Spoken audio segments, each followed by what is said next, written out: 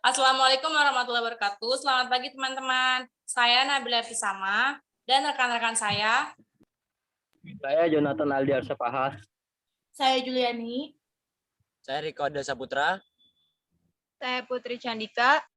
Saya Rahel Genoveva. Ingin mempresentasikan analisis neraca perdagangan luar negeri dan neraca pembayaran atau BOP di Indonesia.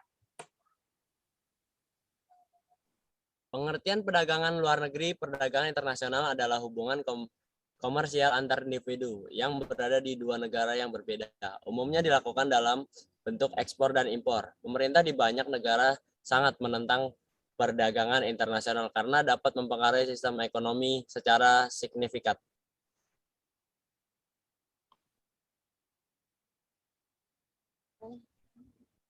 Ciri-ciri perdagangan internasional.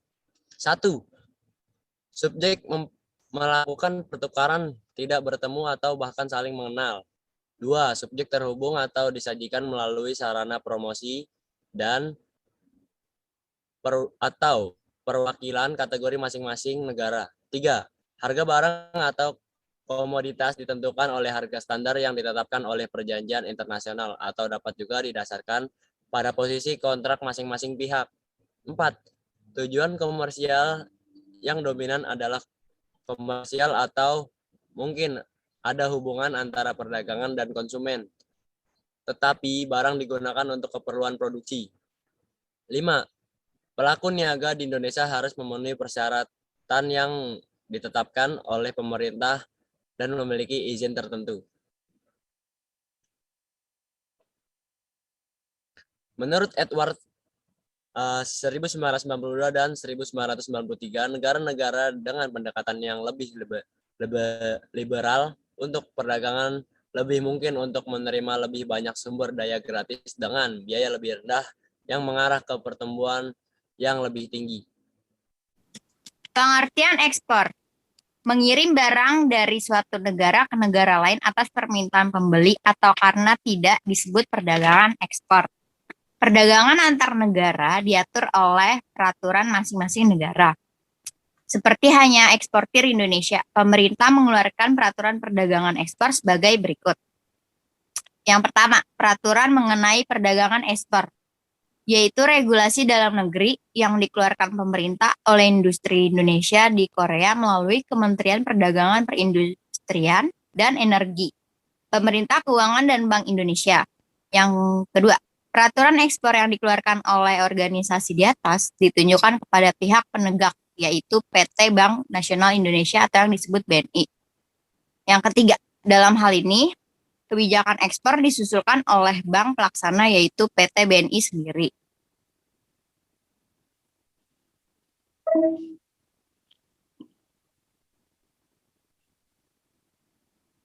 Pengertian impor.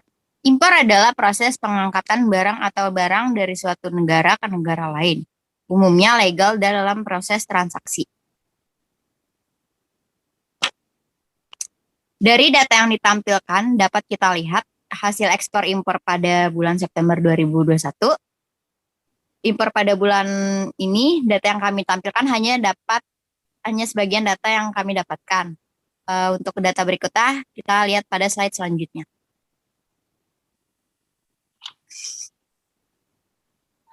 Dapat kita lihat data ekspor impor pada tahun 2021. Dari semua total terdapat 797,5 juta US dollar.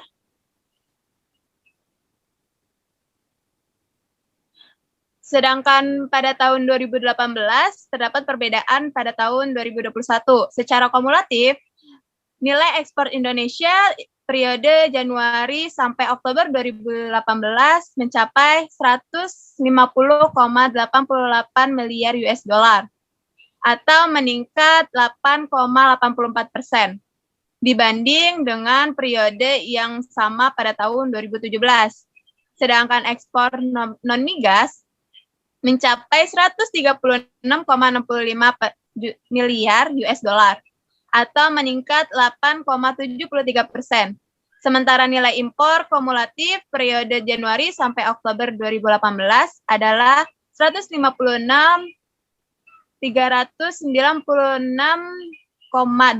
juta US dollar atau meningkat 23,37% dibandingkan periode yang sama tahun sebelumnya. Peningkatan terjadi pada impor migas dan non-migas masing-masing 5,42 miliar US dollar atau 27,72% dan 24,21 miliar US dollar atau setara dengan 22,58%. Defisit neraca perdagangan bulan Juli merupakan defisit terbesar mencapai 2,1 miliar US dollar. Kebijakan dan masalah perdagangan luar negeri. Kebijakan ekspor dan impor. Kebijakan ekspor ini mendukung untuk pembangunan dan meningkatkan pertumbuhan ekspor. Sedangkan impor untuk melindungi industri dalam negeri dari persaingan barang impor. Ada dua argumen yang sangat kuat yang disebut argumen tarif terbaik dan argumen terbaik kedua. Argumen pertama adalah bahwa negara pengimpor yang dapat mempengaruhi harga ekspor dengan menaikkan tarif impor yang optimal atau tarif domestik yang optimal dapat menurunkan harga impor di pasar domestik. Argumen kedua adalah investasi pemerintah di negara pengimpor berupa tarif impor dalam mekanisme pasar internasional yang terdistorsi oleh praktik monopoli atau pengawalan akan menghasilkan manfaat dari tarif.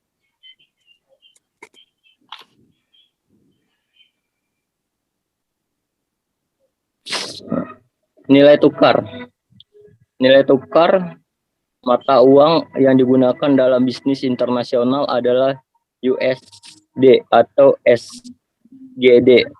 Risiko utama yang dihadapi pelaku usaha adalah nilai tukar antara mata uang domestik dengan rupiah. Jika importir membeli mata uang asing untuk membeli komoditas, nilai komoditas yang diimpor akan menurun. Yang kedua itu adalah kebijakan perdagangan. Kebijakan perdagangan ditetapkan di masing-masing negara. Sebaiknya memberikan perlindungan terhadap barang atau jasa atau produk yang diproduksi di dalam negeri. Perlindungan barang dalam negeri menaikkan pajak impor. Perlindungan barang asing menaikkan pajak atas barang impor. Ketiga, hambatan perdagangan terbagi menjadi 3. Yang pertama itu adalah non-bearing.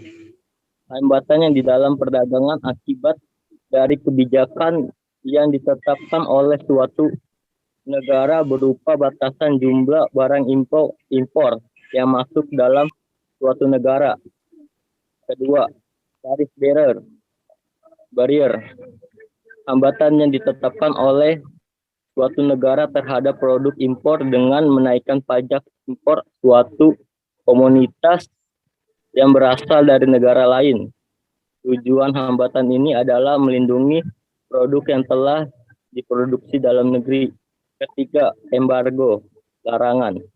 Masuknya suatu barang atau komoditas dari negara tertentu terutama antara negara pengimpor dan negara tujuan tidak mempunyai hubungan diplomatik satu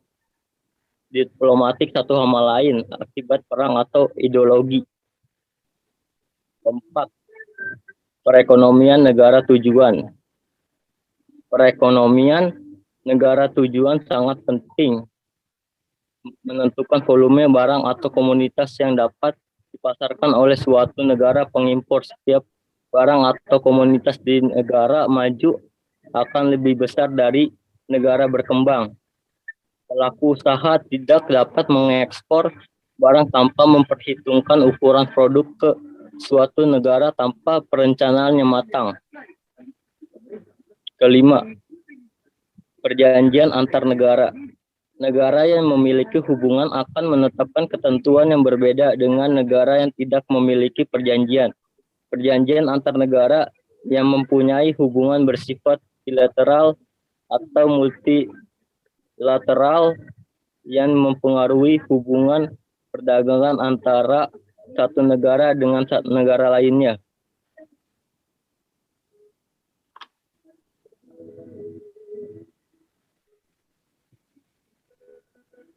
Kecenderungan perdagangan luar negeri atau globalisasi.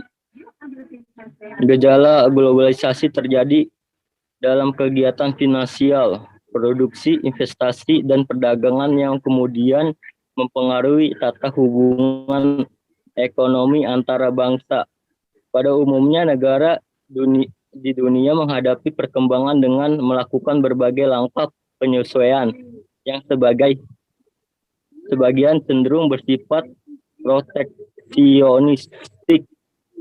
World Trade Organization atau ditetapkan peraturan perundang-perundangan yang jelas proteksionistik, semuanya menunjukkan gejala tersebut. Tentang luar negeri bagi Indonesia, pertumbuhan ekonomi Indonesia sejak tahun 1970-an selalu positif serta tingkat pendapatan per kapita relatif rendah, menyebabkan target pertumbuhan ekonomi relatif tersebut tidak cukup dibiayai dengan modal sendiri, tetapi harus ditopang dengan menggunakan bantuan atau pinjaman modal asing.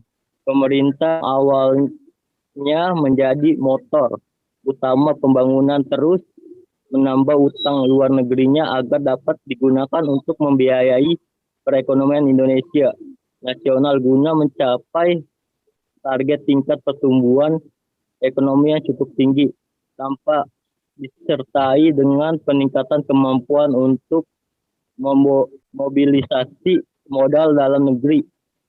Sejalan dengan semakin meningkatnya kontribusi swasta domestik dalam pembangunan ekonomi nasional, maka peran pemerintah menjadi semakin berkurang. Keempat 14, kita bisa perhatikan grafik yang menampilkan rasio utang pemerintah terhadap PDB pada tahun 2020.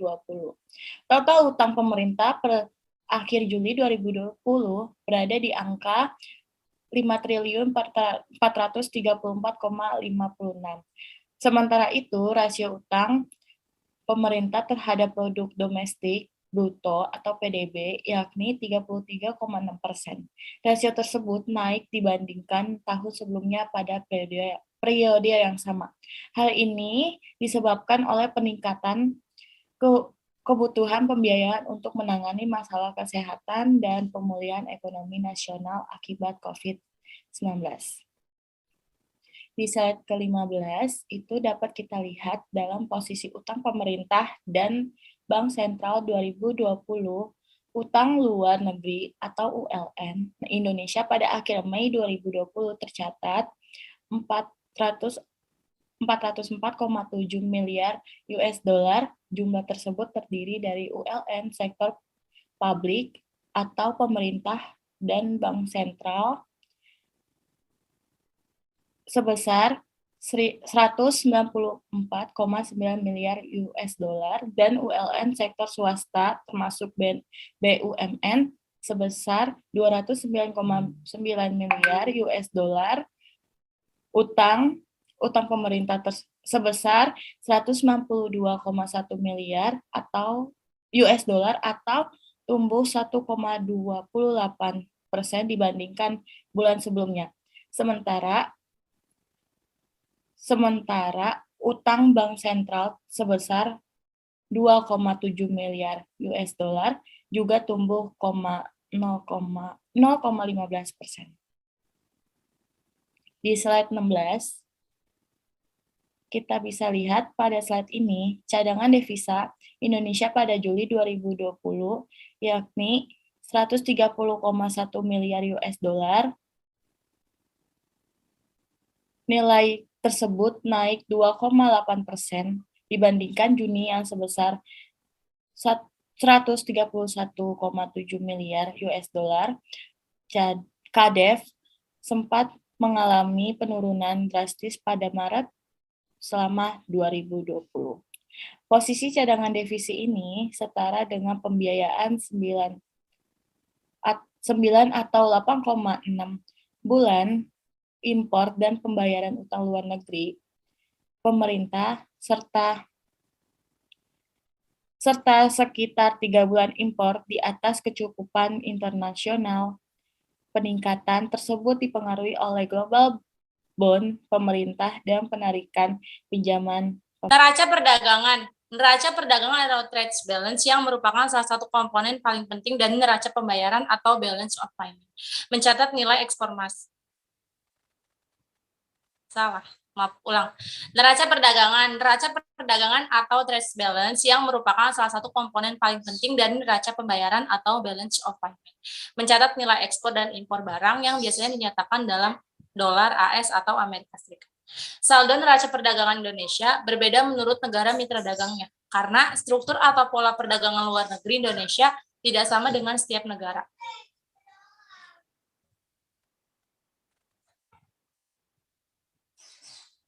Neraca perdagangan Indonesia pada Juni 2021 yakni 1,32 miliar US dollar, meningkat sebesar 5,3% dari tahun sebelumnya. Pada periode yang sama, yang besarnya 1,25 miliar US dollar. Namun neraca ini lebih kecil dari bulan Mei 2021, yakni 2,7 miliar US dollar.